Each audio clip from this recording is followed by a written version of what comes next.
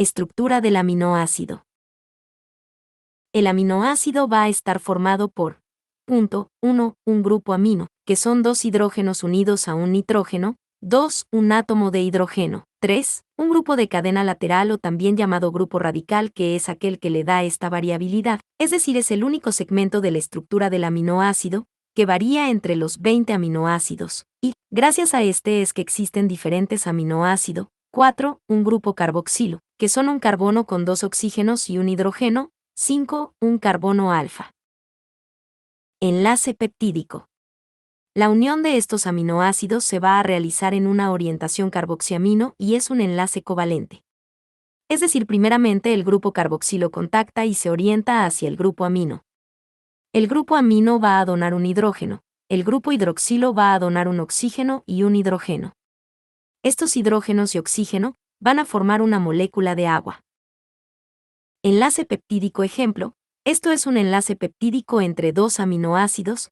Tengan en cuenta que, así como formaron una molécula de agua, para realizar un enlace peptídico, de la misma manera para romper esta unión de enlace covalente, hay que volver a añadir esta molécula de agua. Estructura de la proteína. Todas las proteínas van a tener la misma estructura básica, pero dependiendo de cómo se plieguen y de su secuencia de aminoácidos es donde existe la variabilidad, y se dividen en 4 niveles de estructuras. Estructura primaria, es la secuencia de aminoácidos. Estructura secundaria. Está formada por interacciones de enlaces puente hidrógeno entre un segmento de la secuencia de aminoácidos con otro segmento. Estas interacciones de enlace puente hidrógeno forman patrones de organización, los cuales son hoja plegada beta. Son enlaces puente hidrógeno entre el grupo amino y grupo carboxilo entre dos segmentos adyacentes de la secuencia de aminoácidos. Es decir, el hidrógeno del grupo amino va a interaccionar con los dos oxígenos del grupo carboxilo, formando un enlace puente hidrógeno. Dependiendo de cómo discurran se puede subclasificar en paralelas o antiparalelas. Estructura secundaria. Patrón alfa hélice. Son enlaces puente hidrógeno entre el grupo amino con el grupo carboxilo de una cadena de aminoácidos adyacente.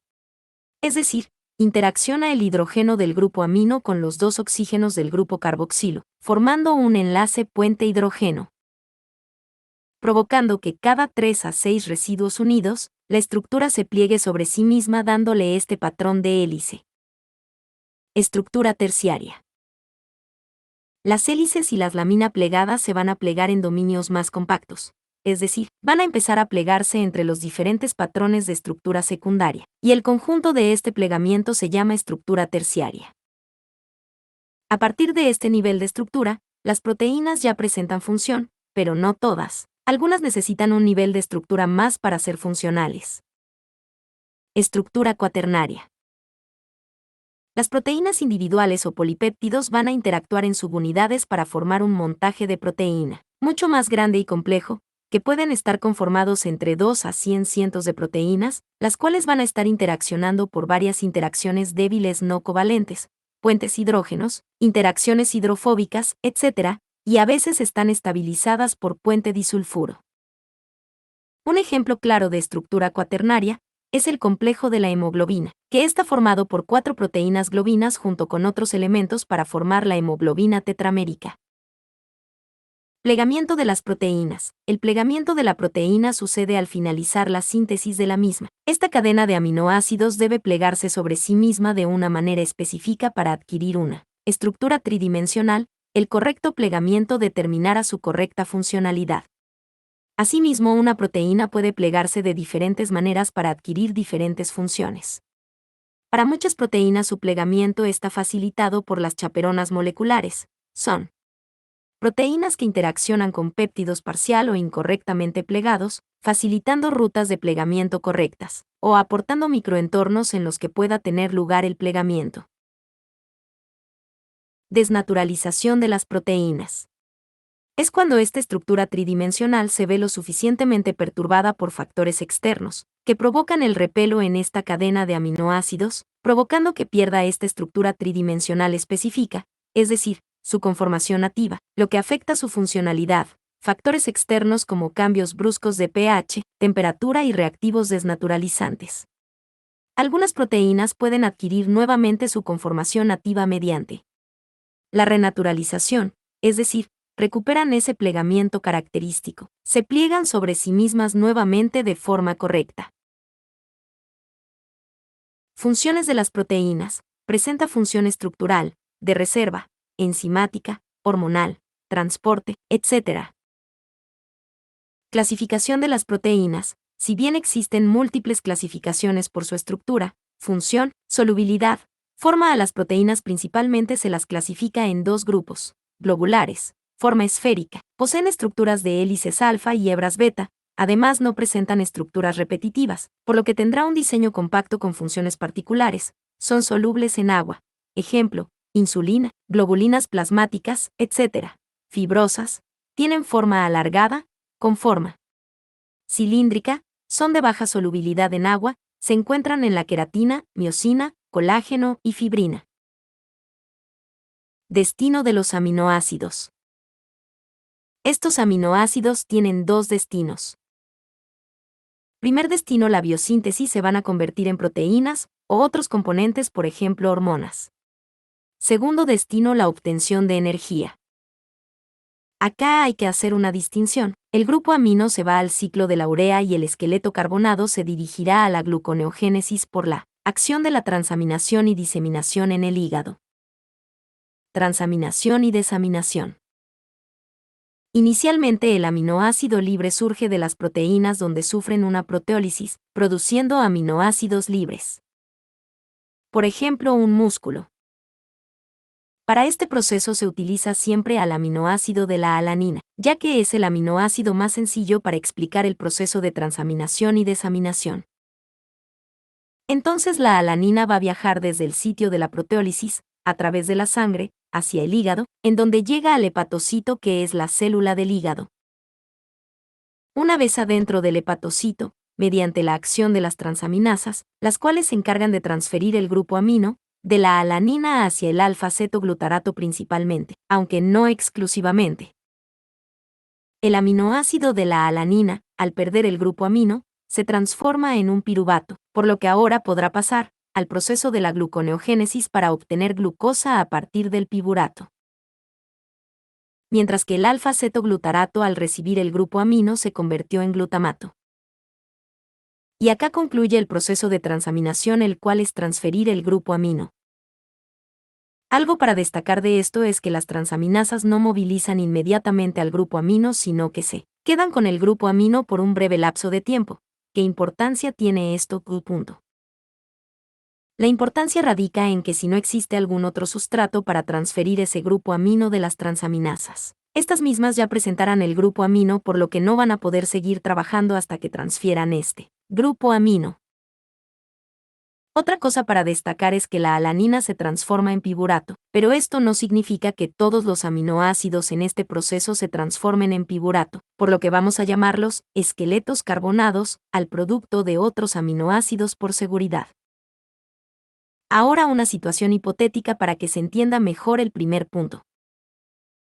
Llega el primer aminoácido con la transaminasas, les traigo el grupo amino, pero no tengo otro sustrato donde transferirlo, de manera que me queda inutilizada esa enzima hasta que no se deshaga este grupo amino. Me llega el segundo aminoácido, no voy a poder realizar la transaminación, porque no tengo transaminasas libres, están todas con un grupo amino. Entonces, en caso que exista un déficit, en alfa-cetoglutarato las transaminasas podrán realizar este procedimiento la primera vez, pero no por segunda vez. Entonces nos quedamos en un escenario en donde el alfa-cetoglutarato se ha convertido en glutamato. Ahora, por la acción de la enzima glutamato deshidrogenasa, el glutamato va a perder el grupo amino. Por un lado, el glutamato se convierte nuevamente el alfa-cetoglutarato, para volver a realizar todo este proceso de transaminación y desaminación. Pero el grupo amino ahora quedó libre, dicho grupo amino se va a convertir en amonio, cuando esté libre solo por ganar un hidrógeno, y este amonio va a pasar al ciclo de la urea, donde se convertirá en urea, será filtrado de la sangre y desechado a través del riñón mediante la orina. Y acá les dejo el esquema del profesor para que vean que es exactamente lo mismo explico. Presten atención a las diferentes flechas donde no todas las reacciones son reversibles. Por ejemplo, el pasaje de la gluconeogénesis no es reversible y el pasaje del ciclo de la urea tampoco. Aminoácidos esenciales, semiesenciales y no esenciales. Debido a que la clasificación varía según la bibliografía utilizada, esta clasificación de aminoácidos está extraída únicamente del libro Krause, de dietoterapia en la página 18. Si utilizan otros textos les va a figurar otra clasificación. Aminoácidos esenciales. El cuerpo no puede sintetizarlo por sí mismo. Esto implica que la única fuente de estos aminoácidos es la ingesta directa a través de la dieta. Aminoácidos semiesenciales. Pueden ser sintetizados pero dependiendo de las circunstancias como enfermedades, falla de enzimas, estrés covalencia se hacen imprescindibles en la dieta o simplemente ser un lactante. Aminoácidos no esenciales. Que pueden ser sintetizados por el cuerpo humano. Ciclo de nitrógeno y cadena alimenticia. El nitrógeno de la biosfera es fijado al suelo a través de las bacterias fijadoras de nitrógeno. Las plantas utilizan este nitrógeno para sus estructuras, y posteriormente los diferentes seres vivos absorben este nitrógeno mediante la cadena alimenticia. Estos seres vivos van a transmitir este nitrógeno mediante la orina, y heces hacia el suelo. Por otro lado, cuando estos seres vivos se mueren, los hongos y bacterias reincorporan al medio ambiente este nitrógeno, de sus restos y desechos, llamando a todo este proceso el ciclo de nitrógeno. Equilibrio nitrogenado. En personas sanas la cantidad de proteínas que se ingiere está equilibrada exactamente con las proteínas que se utilizan para el mantenimiento del cuerpo, y las que se excretan por las heces, la orina y la piel, dando lugar a un equilibrio proteico cero. La masa muscular, proteína somática, está equilibrada con el conjunto de aminoácidos circulantes, de modo que cada día se destruyen y se reconstruyen cantidades similares de proteínas musculares. Los aminoácidos también son necesarios para la síntesis de las proteínas viscerales por el hígado y por otros tejidos. Por otro lado, una persona con una infección o con una lesión traumática excreta más nitrógeno de lo que ingiere. En estas situaciones las citocinas inflamatorias producen pérdida de nitrógeno y equilibrio nitrogenado negativo. La mujer gestante y su hijo en crecimiento utilizan las proteínas ingeridas para el crecimiento y para mantener un equilibrio nitrogenado positivo, es decir, retienen más proteínas de las que pierden cada día. La calidad de proteínas fue definido a través de una proteína patrón por la FAO y la OMS. Esta proteína patrón es teórica y cambia según la edad del sujeto, teniendo la composición de aminoácidos esenciales, adecuados para satisfacer las necesidades proteicas en ese momento de la vida del sujeto, ya que se modifica según la edad. Entonces, para definir si una proteína tiene alta calidad o baja, vamos a tener que compararla con la proteína patrón. La calidad de la proteína se relaciona con estos dos parámetros. Primer parámetro.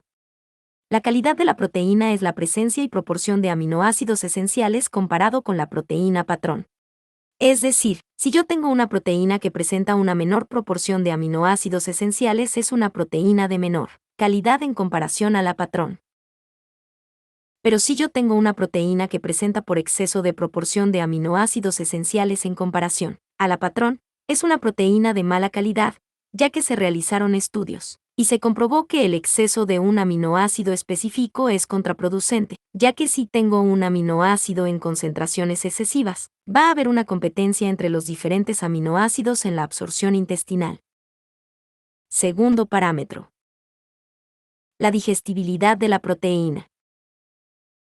Si tiene baja digestibilidad, no se va a aprovechar en su totalidad y va a disminuir su calidad. Las proteínas de alta calidad contienen todos los aminoácidos semejantes al patrón y una digestibilidad comparable a la de las proteínas del huevo o de la leche. Acá se puede visualizar la proteína patrón propuesta por la FAO y la OMS, la cual se modifica de acorde a la edad y marca las proporciones necesarias de aminoácidos según la edad. Requerimientos mínimos. El requerimiento mínimo es 0,8 gramos de kilogramo por el peso deseable. Las proteínas deben aportar entre el 10 al 15% del VTC, valor total calórico, punto. 1 gramo de nitrógeno equivale a 6.25 de proteínas y a su vez 1 gramo de nitrógeno equivale a 30 gramos de músculo. Glosario de nutrición y de proteínas, aminoácido limitante. El aminoácido esencial cuya concentración se halla en menor proporción comparado con los aminoácidos propuestos de la proteína patrón, es aquel que limita la síntesis proteica en el organismo. Ya que para que se lleve a cabo la síntesis proteica los aminoácidos deben encontrarse disponibles en las proporciones adecuadas, si se encuentra en forma limitada o no se encuentra la síntesis se verá limitada. Aminoácido esencial son aquellos que el propio organismo no puede sintetizar por sí mismo. Esto implica que la única fuente de estos aminoácidos es la ingesta a través de la dieta. Aminoácido semiesencial pueden ser sintetizados pero dependiendo de las circunstancias como enfermedades, falla de enzimas, estrés o ser lactante, se hacen imprescindibles en la dieta. Aminoácido no esencial pueden ser sintetizados por el cuerpo humano. Proteínas completas. Son aquellas proteínas alimentarias que contienen los aminoácidos esenciales en concentraciones suficientes para cubrir los requerimientos de los seres humanos. Proteínas incompletas. Son deficientes en uno o más aminoácidos de los aminoácidos esenciales que deben ser proporcionados por los alimentos. Proteínas complementarias. Son las proteínas que se pueden combinar con las proteínas incompletas para obtener todos los aminoácidos esenciales. Multimeros, proteínas con más de una subunidad donde pueden tener entre 2 a cientos de subunidades. Protomero, cuando presenta una única subunidad o un grupo de subunidades. Péptidos, proteínas con menos de 50 aminoácidos y su peso molecular es bajo. Polipéptidos, proteínas que pesan entre varios miles y varios millones de Dalton se llaman polipéptidos. Equilibrio nitrogenado cero o equilibrio proteico cero. Cuando la ingesta y excreción de nitrógeno está exactamente equilibrada. Urea. Sustancia orgánica tóxica, resultante de la degradación de sustancias nitrogenadas en el organismo de muchas especies de mamíferos, que se expulsa a través de la orina y del sudor. Alimento. Cualquier sustancia normalmente de origen vegetal o animal, constituida por carbohidratos, proteínas, grasas y elementos suplementarios como minerales y vitamina, que se ingieren o se absorben por el organismo para proporcionar energía y promover el crecimiento, los procesos de reparación y mantenimiento esenciales para mantener la vida. Nutriente, compuesto químico, como las proteínas, grasas, carbohidratos, vitaminas o los minerales, que forma parte de los alimentos, los cuales el cuerpo utiliza estos compuestos para funcionar y crecer. Macronutriente, son aquellos nutrientes que se suministran la mayor parte de la energía metabólica del cuerpo. Son los glúcidos, proteínas y lípidos. Micronutriente, son las sustancias que el organismo de los seres vivos necesita en pequeñas dosis. Son sustancias indispensables para los diferentes procesos metabólicos de los organismos vivos. Elemento traza, elemento químico que forma parte de los micronutrientes se encuentran en algunos alimentos, y se necesitan en cantidades pequeñas que asegura un crecimiento y desarrollo adecuado. La mayoría actúa como componente activadores de enzima o proteínas con función vital, sustancia vital, unidades estructurales de proteínas o algunas hormonas, o formando parte de diferentes proteínas de almacenamiento. Aminoácido es el monómero que constituye a las proteínas. Existe un total de 20 en el ser humano y en casi todos los seres vivos. Se caracteriza por tener un grupo amino en uno de sus extremos de la molécula y un grupo carboxilo en el otro extremo. Contacto. Si tienes alguna duda con un tema en específico, podés enviarme un mensaje. Si quieres apoyar el proyecto del canal Unite al servidor de Discord. El servidor de Discord busca unificar toda la carrera con varios chats para cada materia de diferentes años. De manera que entre los 200 a 400 estudiantes de cada materia puedan comunicarse de manera masiva, para que puedan preguntar dudas y responderse entre estudiantes avanzados o del mismo año. Sin mencionar la posibilidad de prender el micrófono para poder hacer grupos de estudios más dinámicos. El servidor de Discord también busca enlistar a los grupos de WhatsApp de las diferentes materias y comisiones para que sean de fácil acceso y no estén buscando por todos lados. También busca que los estudiantes puedan recomendar contactos para comprar libros y ambos sin estafas.